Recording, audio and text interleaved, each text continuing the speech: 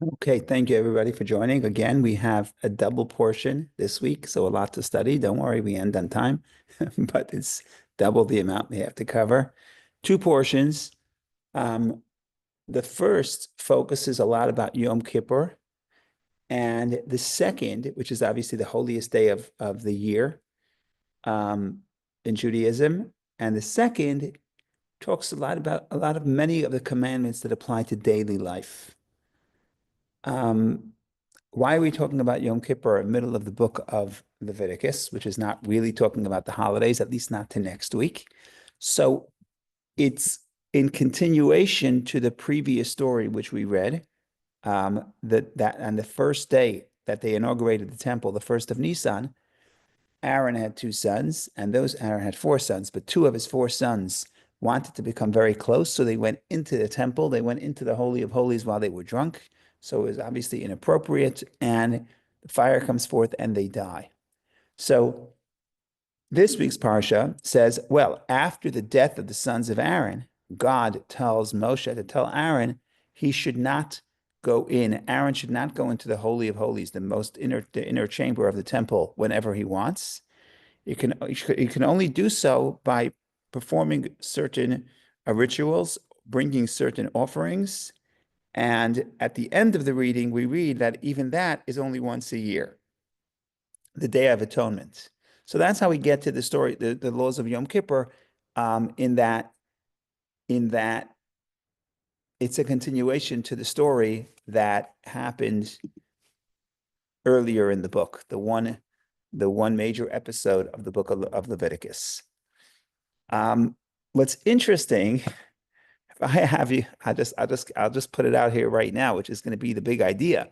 If we have two parshas, two portions that we're going to read this week, one of them is about Yom Kippur, and the other is about mitzvot of daily life, how to treat other people, love your fellow as yourself, don't judge people properly, how to give charity, whatever, a lot of daily activities. If I ask you a trivia question and I ask you to guess which one of these two parshas are referred to as the name of these two parshas, Kiddoshim, which means holy. Okay. So is holy the name of the parsha that discusses Yom Kippur? Or is holy the name of the parsha that discusses everyday activities? So it's a trick. In other words, I would imagine that people would assume Yom Kippur is the holiest day of the year, no question about it. But part of the, how do I say, irony, part of the idea of having these two parshas come together is that the parsha that discusses the daily activities in a moral and ethical way, that is the parsha that we refer to as holy. So in a way, Yom Kippur may be the holiest day of the year, but that's not the point of holiness. In a way, what the Torah is signaling to us, or the tradition is signaling to us, is that the purpose and the whole idea of Yom Kippur is to make sure that you're holy not once a year when you buy your tickets and you go to Shul on Yom Kippur and you hear a sermon and they get the choir and everybody is happy or not happy or waiting to break the fast and eat the bagels. Whatever the case is, that's not the point.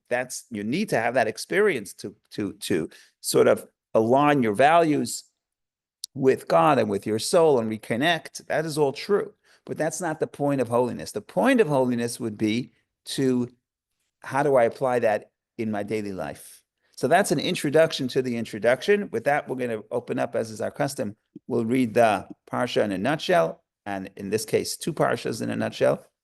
Close this guy down, and we'll get a taste of what's happening in the parsha, after which we'll perhaps look at some of the specifics, as is our custom. Okay, so here we go. The name of the parsha, Acharei Mot, means after the death, and is found in Leviticus chapter 16. The second parsha, the name of the second parsha is Kiddoshim, means holy or holy ones, meaning God says to us, be holy, and is found in Leviticus chapter 19. Okay, following the deaths of Nadav and Avihu, the sons of Aaron, God warns against unauthorized entry into the holy.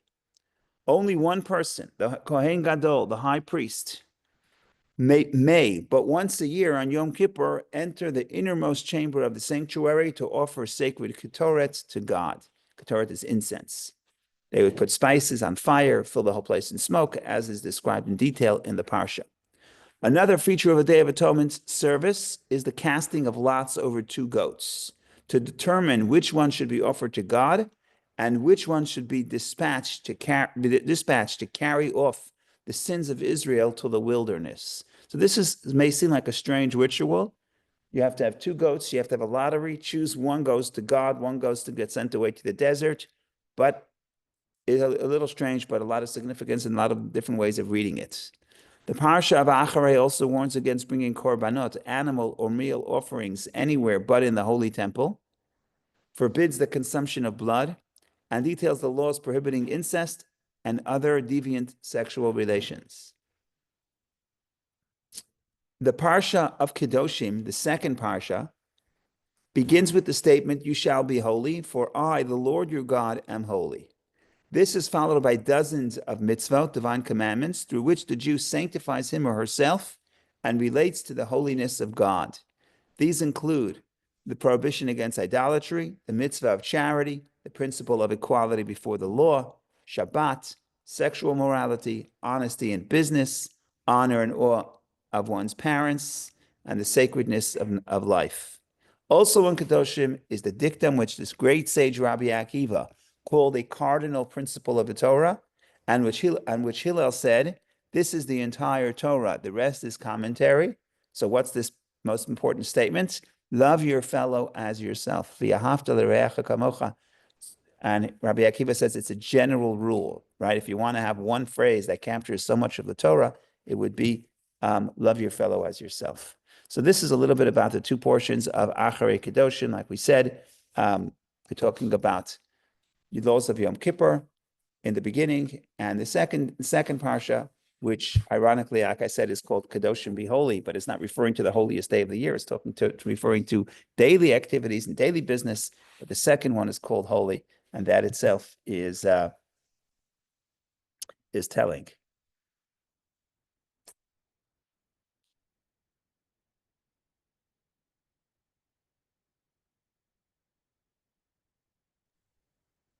Rabbi, Yes. may I draw you out a little bit further on this most important passage? Love your neighbor as yourself. And my question is, you very often talk about the concept of ego. Is the feeling here that in order to do that, you need to diminish the ego? Because if the ego's up there, it's impossible to love your neighbor as yourself. Yeah, so let me return to that later on in the hour. Sure, But the second half. But I just want to put it out here right now as a teaser. Love your fellow as yourself, and it sounds good. It sounds good for a bumper sticker, but the question is, and is this even possible? And I'll give you the spoiler, and I'll tell you that some of the classic commentaries, like Nachmanides, say it's impossible. Not everybody agrees. But I'm just pointing out how difficult this would be, to the extent that some people say it's impossible. So what does the Torah mean? Okay, so they change what they give an interpretation of what the Torah means. But could you love your fellow as yourself? Is that even a possible? Is this even a? First of all, is it realistic demand? Is it a positive demand, or even is it even possible? Right. So these are some of the questions that we have to deal with, and I think we should deal with them. I just want to wait a little bit for the second half of the parsha, and so we start a little bit on the Yom Kippur side. Rabbi, can I add Yes. one thing which may amuse you? Yes, When I please. went to Aish Torah to study, and I met Rabbi who was in charge of Aish Torah, he said to me, "Do you know this?" And he referred to that passage. I said, Yes. "Sure, love your neighbor yourself." He says, "Well, do me a favor, Dr. Tamron. If you don't love yourself, don't love me." Right. Yeah, that's very powerful. So the starting point is, it's grounded in the self. Love your fellow as yourself. It's not saying forget about yourself. Yeah, that's a great point. That's a great point.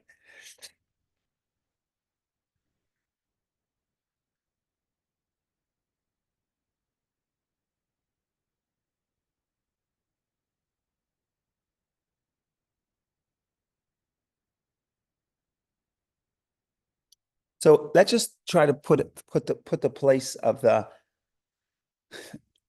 we're in the center of the book of Leviticus, and the book of Leviticus is an interesting book. There's not a lot of plot, not a lot of stories. There's a lot of ritual law, but the center of the book, it's almost like it's throwing us back and forth. It's almost like we're on a roller coaster because we start on things that are very lofty and very spiritual, like the construction of a temple. And then last week we spent two full parshas that were combined, but some years it's separate. And you have a lot of real estate in the center of the book that talks about ritual impurity. And even so what is the Torah signaling to us? The Torah is signaling to us, and we talked about this. We talked about the idea of running and returning. We have to understand that this world is a world of challenge. There's a lot of difficulty in this world, a lot of impurity in this world. So, what is our relationship with the world? Some people just make peace and they say, okay, this is where we are. We have to make a living. We have to pay the bills. We have to succeed in this game. So here we are. We make peace with the materialism. We make peace with the ego. We make peace with, and sometimes the unholiness in the world. We make peace. This is where we live. This is where we are. Other people, their response is, we're in this physical world. We sense our soul. We sense there's more to life. So we want to escape. We want to become spiritual. So they want to separate from the physical world. And both those approaches are normal, either one way or the other. Either run, either stay, either make peace or try to escape. The Torah is telling us that you have to be in both worlds. And the way you're in both worlds, the formula is called run and return. In other words, you have to have a desire, you have to cultivate a desire to become more spiritual and more elevated and more pure. But when you do so, you cannot remain in that state of being. You also have to realize that there's a world out there that is less holy, and the world out there is waiting to be impacted. And you were put here in order to bring that sense of holiness and that sense of positivity and goodness, not just to the place where you escape, you create for yourself a haven, and you escape society, and you put yourself in a monastery, or you go climb the Everest, or wherever else you're running away from society. That's fine if it's a step in the right direction toward the return. That's running toward the returning. And that's why throughout the middle of the book of Leviticus, you keep getting to this balance where intense holiness, but by the way, there's intense unholiness. Even in the Parsha of Acharei, which is the first parsha we read, we talk about Yom Kippur, the day, most purest of day, the holiest of days. The second half of the parsha is all the sexual relationships which are prohibited, like incest. And we actually read that on Yom Kippur in the afternoon. The first half of the parsha we read in the morning. The second half of the parsha we read in the afternoon. So what is going on here? Is this most spiritual day, or is this a day where we have to make sure that we're not going to refrain from committing in some ways, the most negative sins? So the answer is we're in both spaces. We're supposed to realize we're not supposed to escape the world. We're supposed to realize we're in a world where there is temptation, where there is difficulty, and there is negativity. We can also have to cultivate times where we are intensely spiritual. And if you want to talk about those times, so that would be once a year on Yom Kippur, it's intense. Shabbat, it's a little less intense. But every day we even make time for prayer. You make time for Shema. In a way, what you're doing is you're escaping the world. And that's why it has become the custom. It's not an obligation, but it has become the custom that when we say the first paragraph, first sentence of the Shema, we actually cover our eyes. Why do we cover our eyes? Because we want to focus. We don't want the stimuli from the physical world to get into the way of our connection to God. So in a way, we're escaping. But on the other hand, you can't walk around the whole day with your eyes covered. If you do, not only are you going to crash into a pole, but you're not fulfilling the purpose of creation. So we have this tension of the running and returning, of understanding that the world is intensely holy. You can be intensely holy, but you also have to realize that there's the mundane and the unholiness, and the purpose is, the ultimate goal is not Yom Kippur. Yom Kippur is a step. The ultimate goal is, could you sanctify the daily activities? And that's what we're going to try to get to, and that's what we're going to try to think about. But it's still a Yom Kippur, so let's talk a few minutes about Yom Kippur and talk about some of the most interesting, perhaps, services of Yom Kippur.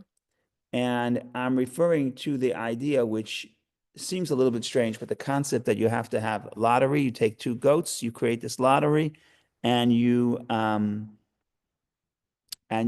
choose one, and one is offered to God, and one is one is sent away to the wilderness, to Azazel in biblical Hebrew.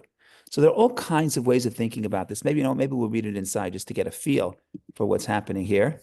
Give me just a moment.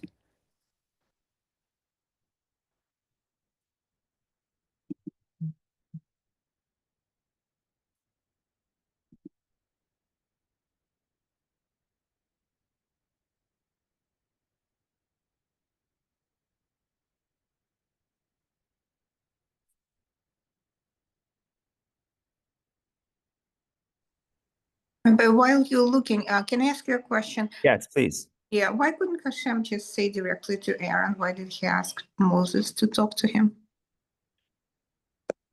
That's a question. That's a good question. You could say that some of the commandments were actually communicated directly to Aaron, Moses and Aaron, and sometimes it went through Moses. So I think there are 13 places where the Torah says they spoke to both of them.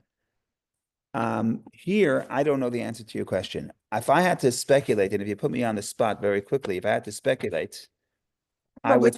Yeah, probably out of compassion because he was in mourning. It doesn't say directly when. He said right after, during Right. 7 days, or after, maybe just out of compassion to soften the message a little bit. Right. Very interesting. Very interesting.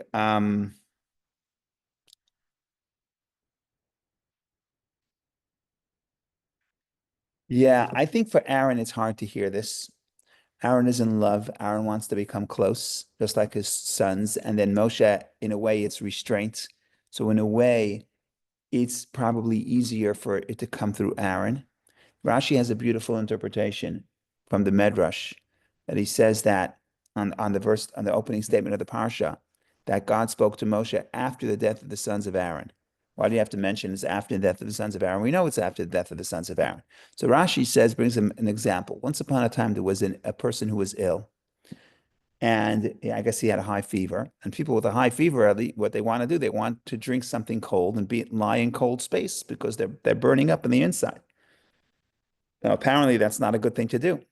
You can't expose yourself to cold, at least according to the medicine in those days. So the doctor tells the sick person, don't lie in cold places and don't drink and don't eat cold food. And but the patient, because he's so hot, because he's burning up on the inside, he doesn't listen. And sometimes to be able to get him to listen, you have to actually warn him and say, don't do this, otherwise you'll die like the other guy died, right? So you have to really frighten them because the patient is sick and the patient has a desire to lie in the cold place, and you have to scare him out of doing so. So Rashi says that's why the Torah says you shouldn't die like his son. That the Torah mentions after the death of the sons of Aaron. This is like an indication, so he shouldn't die like his sons died. What does that mean? It means that Aaron is sick. What's Aaron is sickness? So what the Song of Songs calls Aaron is lovesick. When a person's in love, love is blinding, and all they want to do is come close to their beloved. And even if the beloved says, "Well, now is not a good time," they're in love. So in a way, maybe we need Moshe to find the right way to communicate that. That's what I would say. That's what I would explore. I don't know if that's a direct answer, but in other words, just to flesh out the characters over here. Aaron is someone that's not just passive. It's not like, okay, I won't go in. No, Rashi's painting the picture that if not for this commandment, and if not for the reminding him of the terrible consequence of going in, he would want to do so because he's sick. He's lovesick, just like a sick person. Even though the doctor said it's not healthy for you to drink the cold seltzer, he's going to want to drink it because he's burning hot. So that's the picture. That's the state of Aaron. Aaron is madly in love, and it's very hard to get somebody to take a step back when they are madly in love. So maybe Moshe is the third party that has to find the right way, and the right way and the right tone, and the right opportunity to communicate this. Maybe if it comes directly to Aaron, it's going to be too difficult for him to accept. So I would explore that further. Yeah, I don't know if that's the answer, but I just think that by fleshing it out a little bit, maybe that will clarify. Rabbi, Yeah, thank you. I have a slightly different question, which just came up. Maybe it's obvious to everyone. When we talk about sending the goat Yeah. out the desert to carry our sins. The goat, perhaps the lamb, or is the lamb goat synonymous or not? My question, Not lamb, goat. Yeah, goat. goat. How Goat. much is that a prelude to Christianity, in which Jesus stands for, in a sense, taking the sins of people, just as we sent out the goat to take our sins? Yeah, it sounds very un-Jewish, right? It sounds very un-Jewish. Yes, it does. And in a way, it sounds also very pagan. It's almost like you have to pacify the gods. You know, you have to send them. Um,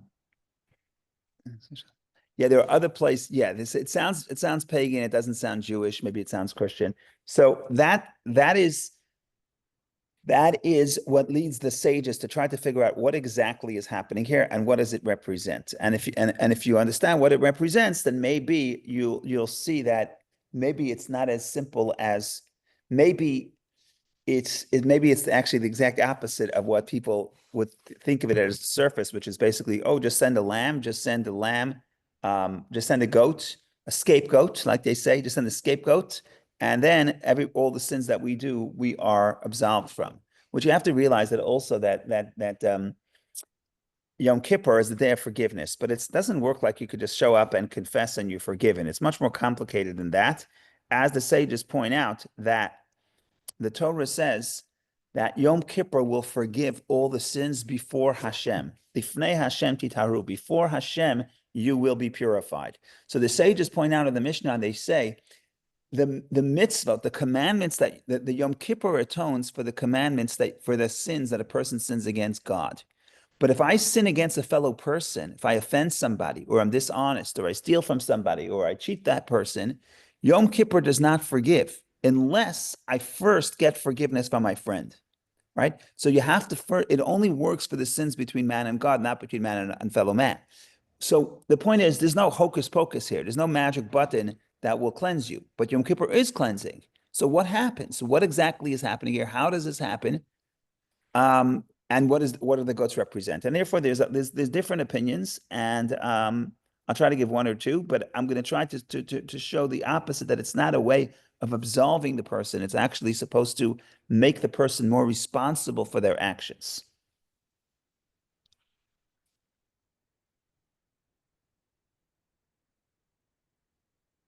Okay, so I'll say two things. First thing I'll say is that if you have to sort of send the scapegoat, send the scapegoat. What's the idea of the lottery?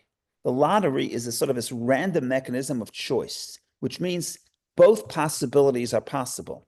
This goat could be for God. This goat could be for to be sent away. There's no inherent difference between the two. It can go either way. That's what the lottery is. If you place me in a lottery, it means it can go either way. So one way to think about this is that it's actually highlighting the concept of free choice. And remember, for us, we take free choice for granted, but maybe now it's changing a little bit. But for a long time, people understood the concept of free choice is the basis of morality. But in a pagan society, people felt that there is no free choice. Everything is destined by the gods, and however you were created, that's what you're going to do. And you have to follow your instincts, and you're a slave to your instincts. And there is no free choice. Now, if there is no free choice, there's no repentance, because there's no taking responsibility. What is responsibility predicated on? Responsibility means I made a bad choice, meaning I could have made a good choice and I made a bad choice. But if I don't have free choice, then I have to do this because that's the way I was programmed. Then there's no room for morality, there's no room for repentance, and there's no room for taking responsibility. So the first thing that we're doing on Yom Kippur, and that's not the first, but one of the most important ceremonies that are being done. And remember, only the high priest does the service, but everybody comes to observe. What are we telling people? We're telling people the idea of lottery. And lottery is the goat can go to God. Same goat can go to God or can go to the wilderness. There is choice. You could make that choice of any action or any day or any decision. Which direction am I going? Am I going to the positive or to the negative? And it's completely up to you. And in that sense, that's the first step of taking responsibility. So it's not the sense that, oh, I sinned, so I'm going to send it away and let someone else deal with the cleanup. No, it's the recognition And the first step of healing is recognizing that I have choice, and therefore I take responsibility for the past choices, and therefore I'm inspired and I'm empowered to make new choices and realign my future choices with my values. So that's the first idea. The first idea is we're highlighting the concept of free choice. So that's one point. Another point is a little bit more tricky, but I think it's fascinating. And that is when a person sins, I ask you a question. This is a little bit more tricky. When a person sins, is it my fault or is it God's fault or the universe's fault or the circumstances or the fault of the circumstances beyond my control? So on one hand, we talked about free choice. I have a certain degree of responsibility. Yes, I do. But what about the responsibility that God has? God created evil. God created temptation. God put me in a challenging space. I was born with these challenges. Yes, I have free choice. I'm not forced to make those choices, but who created this possibility in the first place? You can't blame me. I'm not fully to blame. So one way of reading the story of, yes, one goes to God and one gets sent away. One way to think about this is who is responsible for the sin? Part of it is me and part of it is God. And acknowledging that God puts difficult situations in the world and some of it's not all my fault, that's okay. That's kosher. You can acknowledge that and you can still acknowledge your part. And both are true. So in other words, you're not blaming, you're taking responsibility, but you're only taking responsibility for your part. But you understand there are other parts in the game here. And in a way, that is absolving for the person, that minimizes the guilt. Yes, I made a bad choice. Yes, I'm going to correct it. Yes, I was responsible because I had free choice. I could have changed it. But don't blame yourself too much because you're not responsible always for the difficult circumstances that you were placed in. And some of that God is to blame. And some of that God needs atonement. So I think that this balance of this same ritual could be highlighting the idea of free choice, according to one interpretation, also highlighting the idea that I'm responsible for partially responsible, but I'm not responsible for everything. I'm responsible for the human part, but I'm not responsible for what God puts in my way. And that in a way that allows me to take responsibility for my part in a deeper way. So I thought that's interesting to have these both of these two of these opposite perspectives.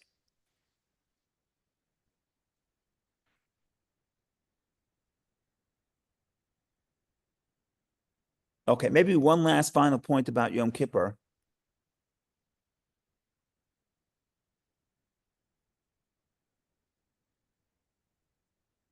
One last final point on Yom Kippur. It's part of a bigger discussion. It's part of a larger discussion about in the Second Temple, the era of the Second Temple, there was a breakaway group from traditional Judaism, and at some point they actually became very powerful, and they were called the Tziddukim, in Hebrew, Sadducees. And part of their thing was that they did not accept the oral Torah, the teachings that were passed on from Moshe.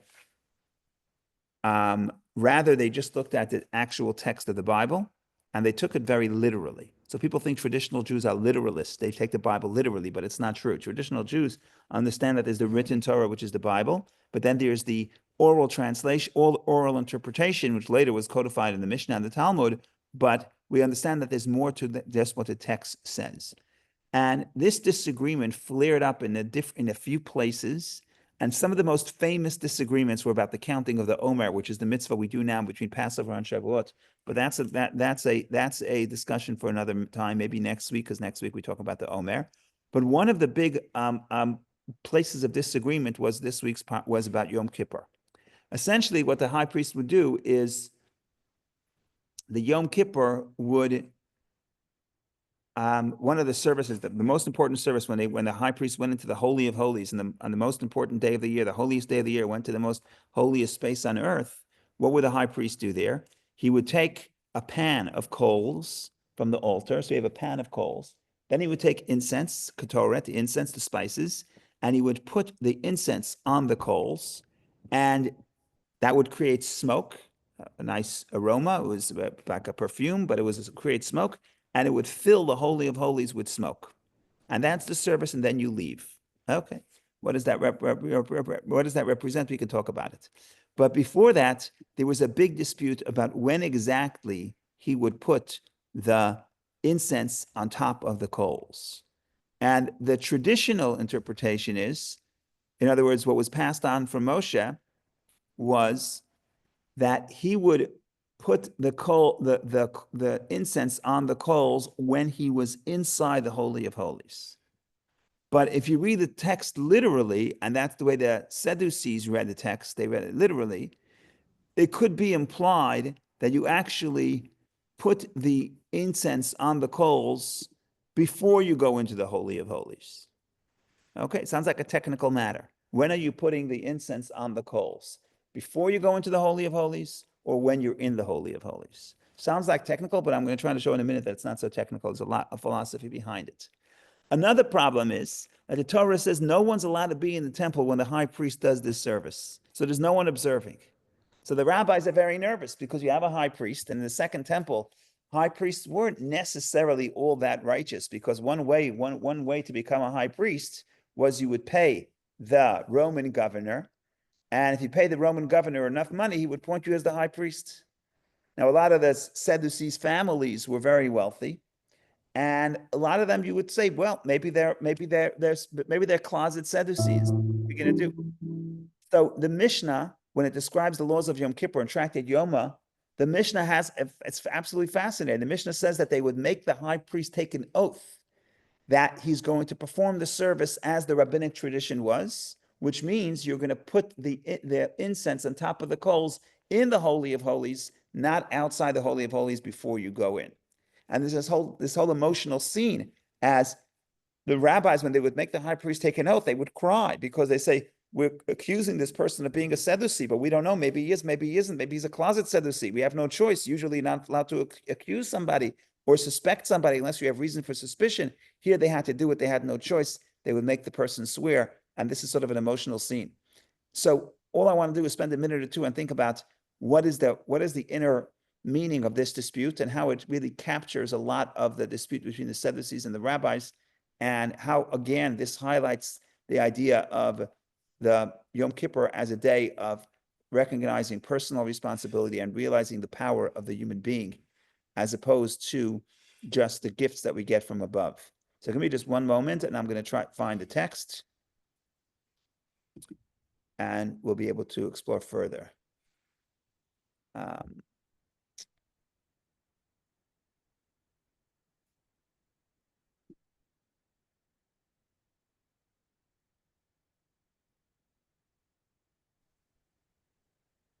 This is a really interesting parsha. Yes, we're only at the beginning. We're only at the beginning of the first parsha. So really, we could sit on this from now till Friday, or from now till Shabbos. But don't worry, we're going to end on time, God willing. Okay, let me see some Rashi's commentary here. Okay, let's close the Rashi. Rashi. We're going to read so this is the opening statement of the parsha. God spoke to Moses after the death of Aaron's two sons. When having drawn near to God, they died. God said to Moses, speak to your brother Aaron and tell him that he must not come whenever he wishes into the sanctuary beyond the partition curtain. In other words, if you remember from the book of Exodus, essentially the sanctuary had two rooms. It had a larger room, which was called the Holy, and it had the inner chamber, which was called the Holy of Holies. In between the Holy and the Holy of Holies, there was a curtain. So the priests would go into the Holy every day to perform the service, to light the menorah, to put some incense on the altar, but they would never went into the Holy of Holies only once a year. So it says he should not go into the Holy, meaning beyond the curtain, in front of the cover that rests upon the ark, because in the inner chamber, all you had there was the ark. So they should not go in there, in order that they not die. For I appear in a cloud over the ark cover. I can only come there. You can only come there when there is a cloud. And that is one of the verses, if I'm not mistaken.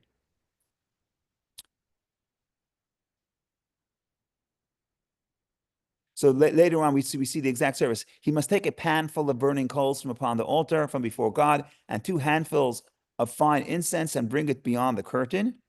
He must place the incense upon the fire before God so that the cloud of the incense envelop the ark cover that is above the tablets of the testimony in order that he not die. In other words, he comes in here. It says it almost clearly that he would first go inside, right? Behevi. He bring it beyond the curtain. And then once he's beyond the curtain, once he's in the Holy of Holies, he would place the incense upon the fire before God,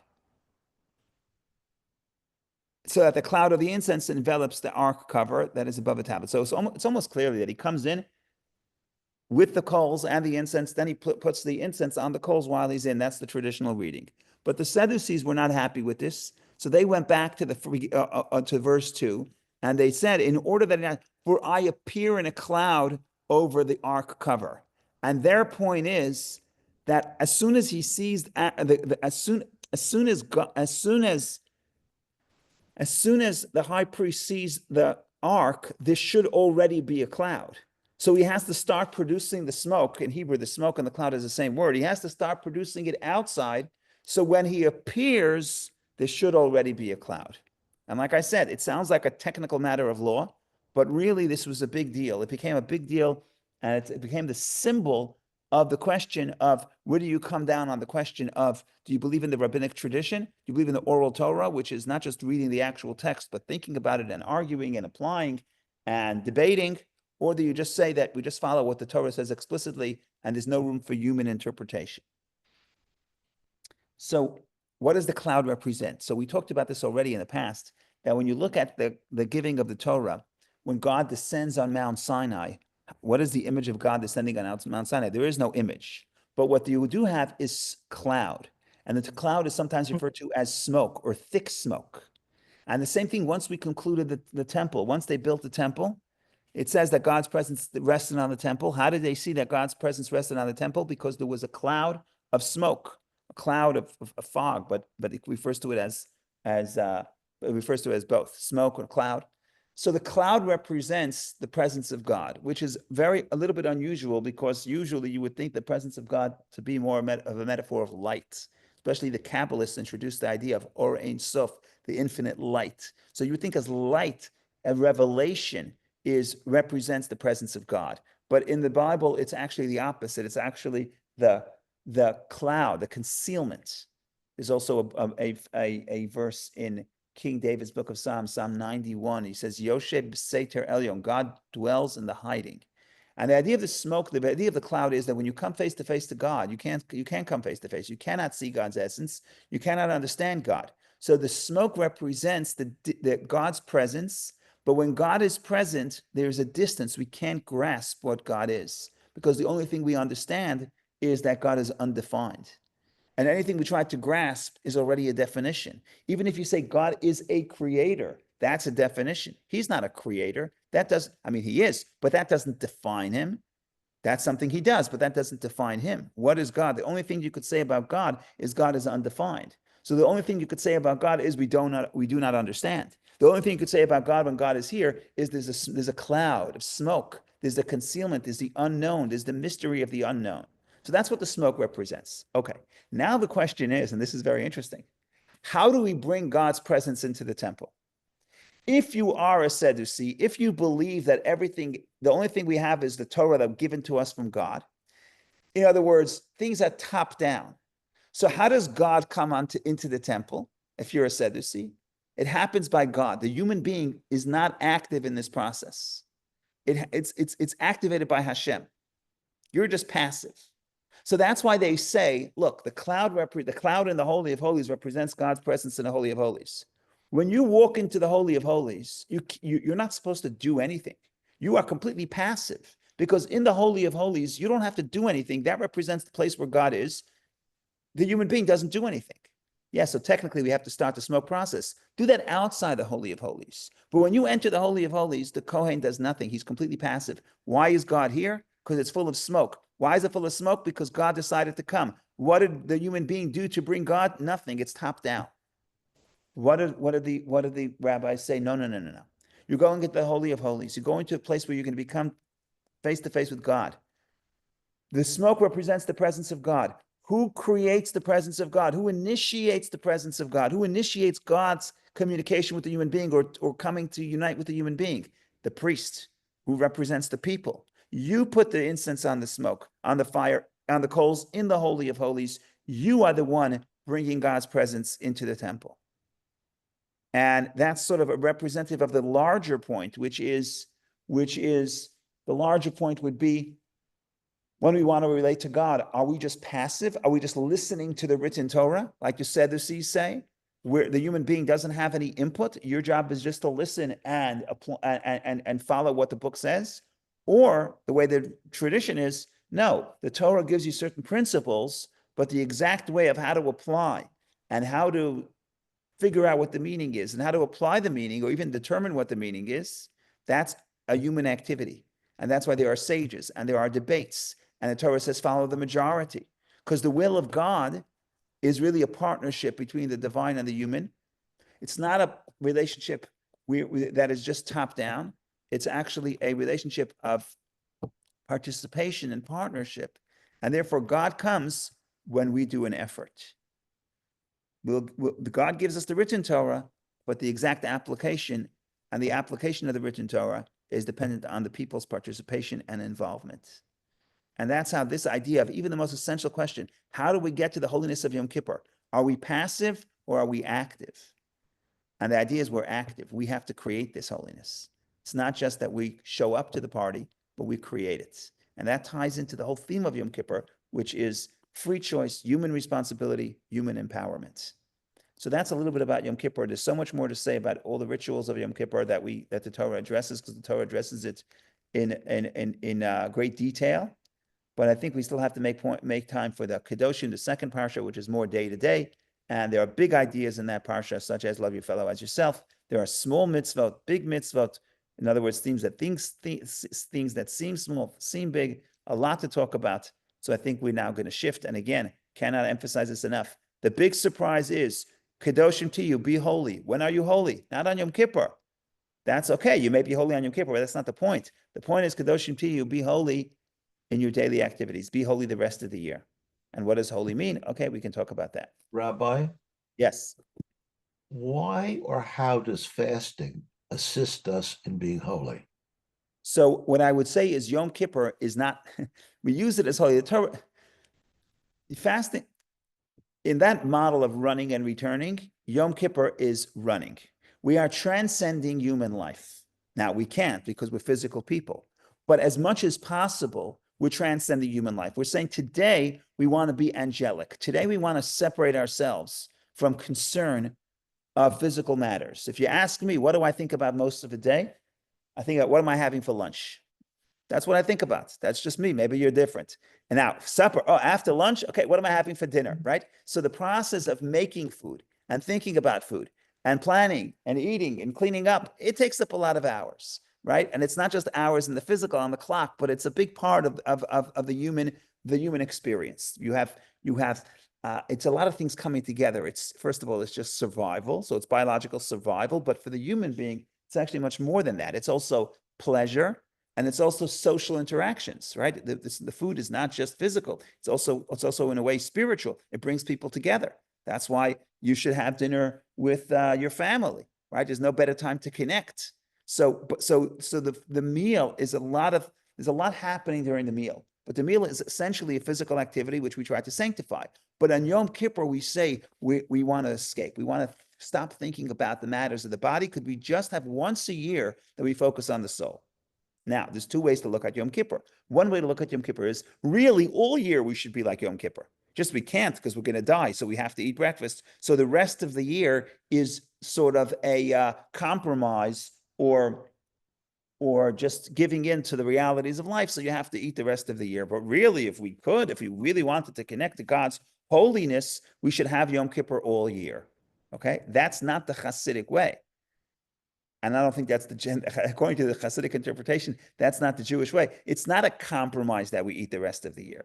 Yom Kippur is the day where you could forget about the physical, so you could run away. But the point of running away is that you could return, and then the rest of your year, when you're eating, you realize I'm in control because I don't have to eat. On Yom Kippur, I didn't eat. So now that I'm eating, I'm not just eating because I have a biological instinct, but I'm eating because I want to do something spiritual here. And there's all kinds of ways how food is spiritual, especially according to the Hasidic interpretation. I'm elevating the world. I'm elevating the produce. I'm making it human. And then I'm going to take that energy and do a mitzvah and do a good deed. So I'm elevating the world and bringing it closer to God, but also closer to other people, because the eating is a social activity, or it could be a social activity. So the point here is that the short answer to your question is, why don't we eat? Because it's a day of transcendence. But the goal of transcendence is to return. That's what I would say.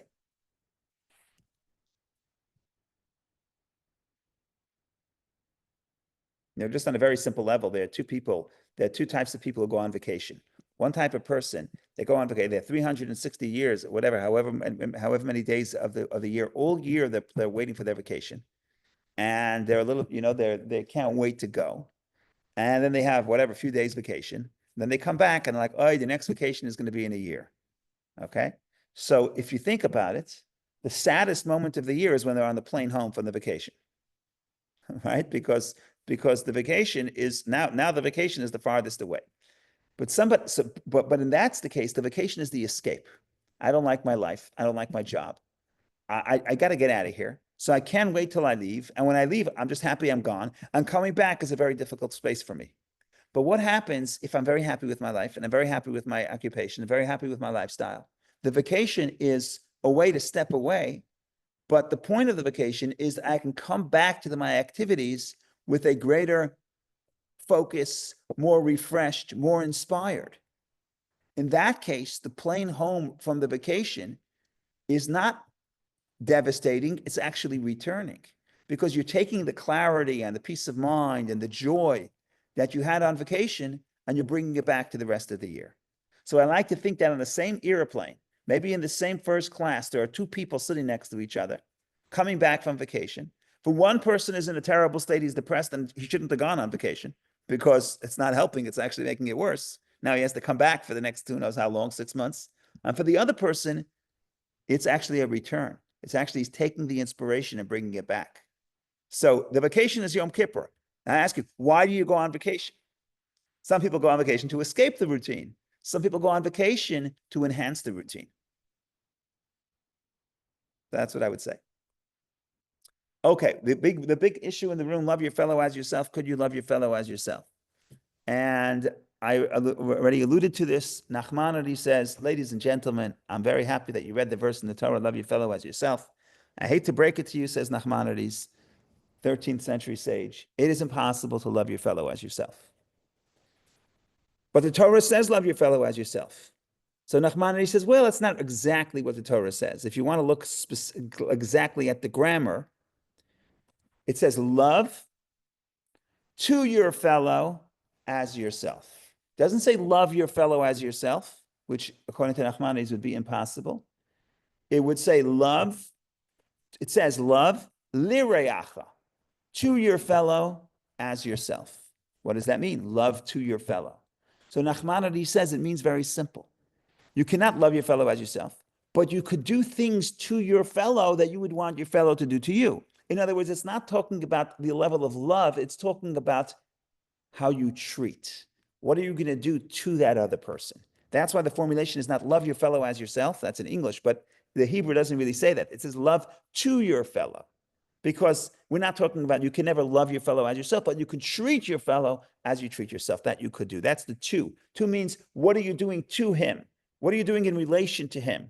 But it's more technical and more practical than the actual feeling of love, which according to Nachmanides, it's impossible to love your fellow as yourself. So that's one idea, and that in a way lowers the bar.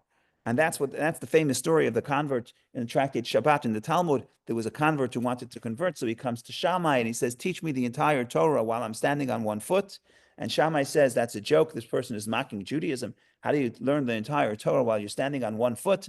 This person's making a mockery of Torah. So, true story, he grabbed a measuring stick or a broomstick and he chased him out of his house. And this Gentile was persistent. He says, I want to learn Judaism. I maybe a little ADHD. I can't sit and learn for many, many hours. I just want to get the point. So he goes to the next sage, Hillel, who was known to be very patient. And he says, Hillel, teach me the whole Torah while I'm standing on one foot. And famously, Hillel says, the golden rule, don't do to others what you don't want done to you. That's the whole Torah. The rest is commentary. Go study the commentary.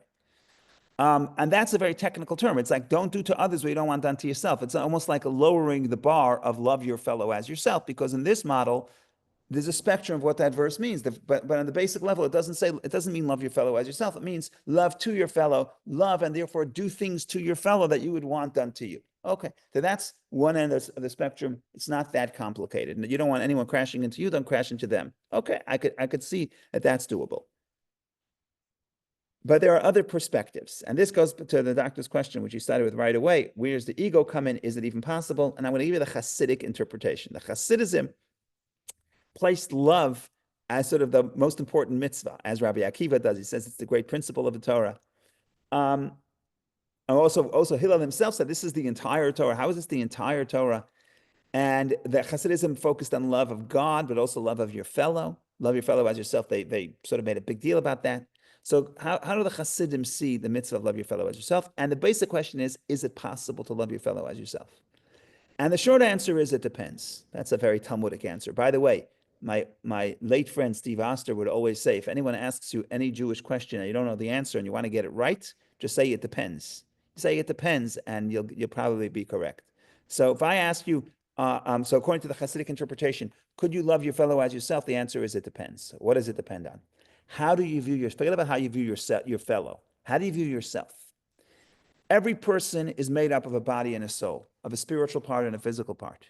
If you view yourself as primarily a physical being, yeah, of course I have a soul, but my soul is gives life to me, but me is my physical reality. So I'm primarily the body. If I'm primarily the body, it is impossible for me to love you as I love myself, because my body and your body are separate, and you are not me. And when I'm hungry and you eat, it doesn't help me from the bodily perspective. However, according to the Hasidic interpretation, what the Torah is telling us, you could develop to the point where you identify more with your own soul. And the more you identify with your soul, the more you see the soul in the other person. And if you keep climbing that ladder, you actually could love your fellow as yourself, because from the perspective of your soul, you are connected. You are one. The souls are one.